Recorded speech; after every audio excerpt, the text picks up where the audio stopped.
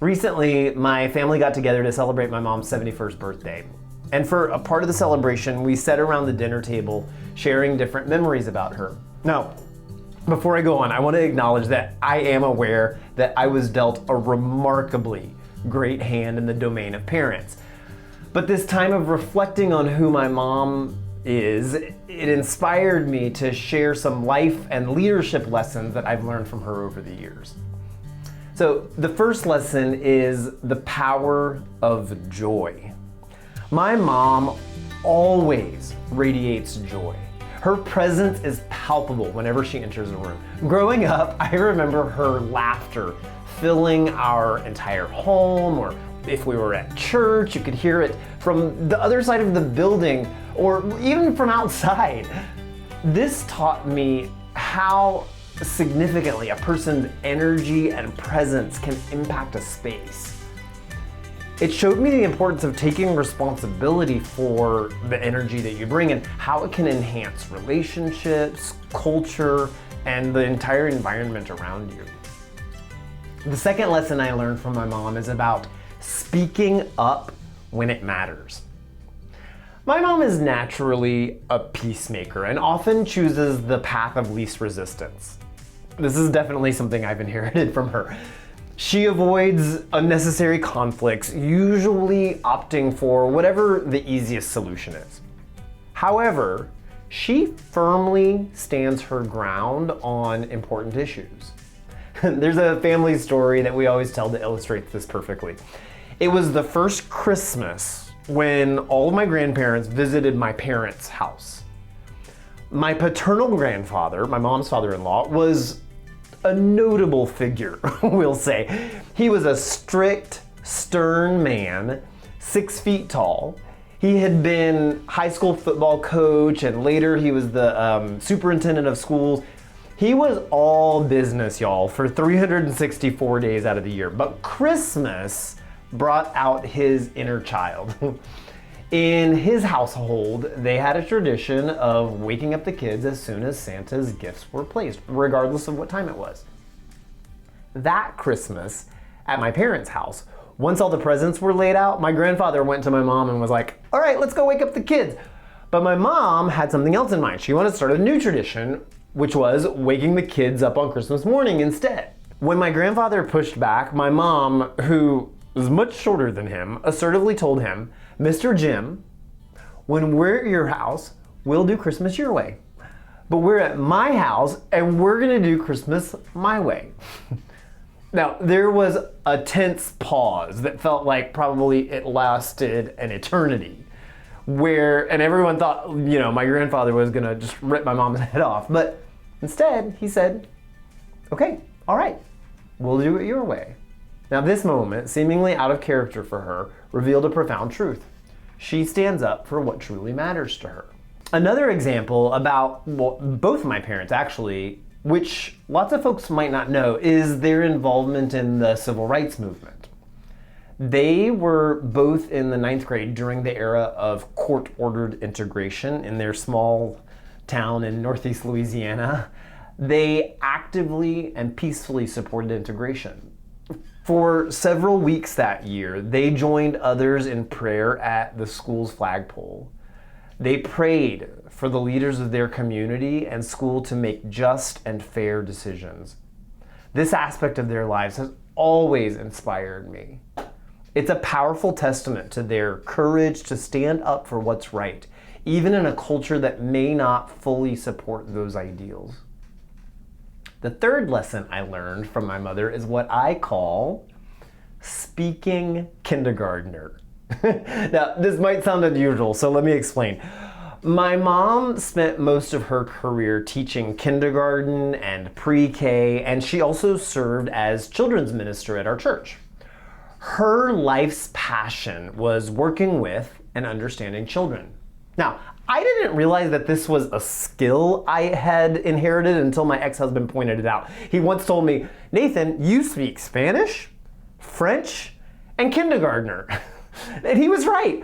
Watching my mom interact with young children all throughout my life taught me how to interact with them. And it taught me a lot about communication. Her approach was always compassionate and empathetic and curious. And I even became a kindergarten teacher for a few years and found a lot of success and impact through the methods that I observed in her. But this lesson went beyond teaching. It taught me how to communicate effectively with adults too.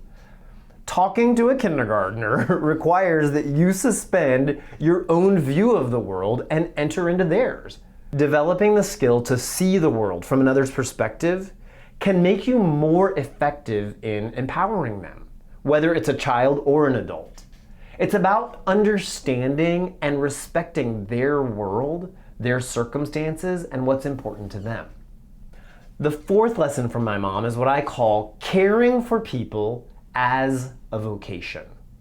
This was a value that I observed in both my parents, but it was especially evident in my mom's life.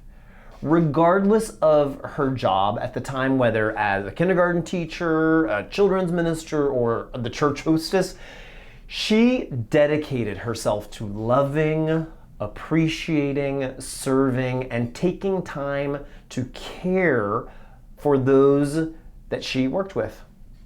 This approach taught me that work can transcend its basic functions. It can be a means of genuinely caring for people. It's a perspective that suggests your vocation can be a vehicle for expressing care and that your life's purpose can be fulfilled in any role. The fifth lesson is about embodying gratitude and appreciation. Throughout her life, my mom ensured that anyone who came within arm's reach left with an expression and experience of gratitude, not just for what they did, but more importantly, for who they are. Now, interestingly, I've worked in environments where appreciation was a core part of the culture, which really felt natural to me. And then I've also been in places where it wasn't as emphasized, and I've actually really found it quite easy to advocate for its importance in those environments.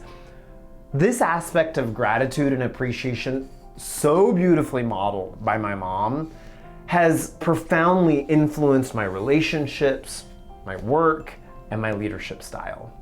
The sixth lesson from my mom is the value of traditions. She instilled in us the importance of creating and maintaining family customs. For example, she established those Christmas rituals that I was talking about, which continue to this day, involving specific activities on Christmas Eve and Christmas morning. You know, as a teenager, I resisted the heck out of those traditions, but I now deeply appreciate how they shaped our family culture and shaped my identity. Another tradition she originated was celebrating birthdays by telling the story of the person's birth. These traditions are similar to the type of things that define a company's culture. They require that someone intentionally foster meaningful connections, creating a culture that brings out the best in people over time. The final lesson, and perhaps one of the most impactful, is my mom's ability to connect with anyone. She never met a stranger, we always say. Everywhere she went, she engaged with people, whether in a grocery store line or with the cashier at a gas station, learning about their lives and their families and telling them all about hers. This taught me the value of connecting with everyone, making the world a more hospitable and welcoming place. As a leader, this lesson has been invaluable in helping me interact with and understand people from all types of different backgrounds. So to conclude, look, I recognize that I am incredibly fortunate to have my mom and the lessons that she imparted. And while no one is perfect, these 7 lessons she modeled have profoundly shaped who I am as a person and as a leader. These are lessons that I now strive to teach other leaders, having seen the difference that they can make. Thank you for listening to this video. If you found this content valuable, please like, subscribe, and comment with your feedback below. If you know someone who might appreciate these lessons, I encourage you to share this with them. It helps spread these ideas and supports me as a small business owner. Your support truly makes a difference. Have a great day, and thanks for checking this out. Goodbye.